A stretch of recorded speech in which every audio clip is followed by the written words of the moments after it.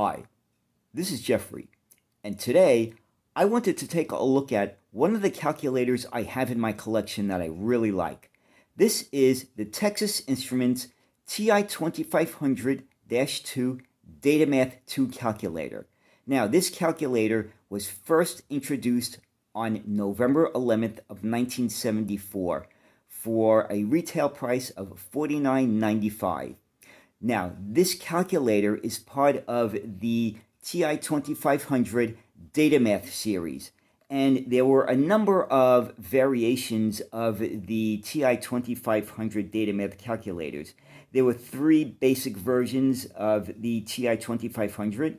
There was the TI-2500-B, there was the TI-2500-II Datamath 2, which is what we have here. There was also the TI-2510 and the TI-2511. Now, they all basically shared the same design, the same layout. They all physically looked alike. And what I really like about this calculator is its design. I really like how this calculator looks. Now, as we will see, this is a very thick calculator. It's reflective of its time. And it's very interesting. I really like this a lot. So let's take a look at this calculator in more detail. Now, as we can see from the side, this calculator is very thick. I mean, it is it is really, really big for a calculator. I mean, today you wouldn't even think that they had calculators like this, but hey, they did back in the early 1970s. So as you can see, this is the thickness of the body. I mean, look at that. This is the on and off switch. And this is, like a design element that separates the two parts of the body that are on both sides of the on and off switch. So there's really not much there. It's kind of plain, but I really like the way it's designed with these very subtle curves. It looks somewhat futuristic, and it really does reflect the design aesthetic of the early 1970s. Now, the Datamath series of calculators uses what's known as the clicks-on keyboard. And this is a keyboard that was used on a number of calculators by Texas Instruments in the 1970s, not just the Datamath, but all of the Datamath calculators did have the clicks-on keyboard. And it's a very clicky sounding keyboard, and so let's hear it now.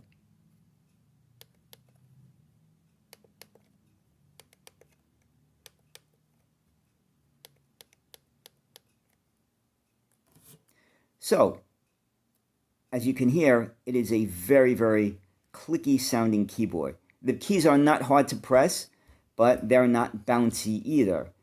It was designed to, click when you press it. And this may have also been a feature of a number of other calculators in the 1970s. Now, the calculator that I do have in my collection does in fact work, and it works very, very well. As you can see,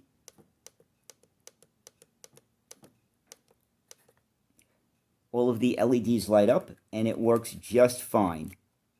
Now, one of the problems that I had is that I did keep batteries in this calculator for a while, and one of the batteries did explode, unfortunately. I did remove the battery, and I cleaned up the contact, and it works just fine. There doesn't seem to be any issue with the operation of the calculator. So with these old calculators, always remove batteries. Don't keep them in there a long time. It's possible that the type of battery that I had was the issue because I used a cheap dollar store battery. So that may have been a problem as well. So let's take a look at the back of the calculator, and let's open up and see the battery compartment. So here's the back of the calculator. It's somewhat simple. There's a large label explaining the operation of the calculator. Now, this calculator does not say where it's made. I assume it's made in the US. but Texas Instruments did make the TI-2500 in a number of other countries. I know they made some in the UK, in Italy. A lot of them were made in the United States. So it does not say made in blah, blah, blah. It just says Texas Instruments Incorporated, P.O. Box 2283, Dallas, Texas 75222. So let's open it up and let's see what's inside. So when we open up the calculator, we see that there are spaces for 4 batteries. Now the bottom 2 spaces are for regular AA batteries, and the upper spaces are for rechargeable batteries. And it says use AC adapter charger AC-9130 only. 2 nickel cadmium batteries must be in place when using the adapter charger. So, you can use a charger with this calculator, and in order to use the charger, the rechargeable batteries need to be in place. Now, here we see the top of the calculator with the input for the charger. Now, another thing to note about the Datamath-II calculator is that this is the only version of the TI-2500 that has a % key. All of the other calculators in the Datamath family did not.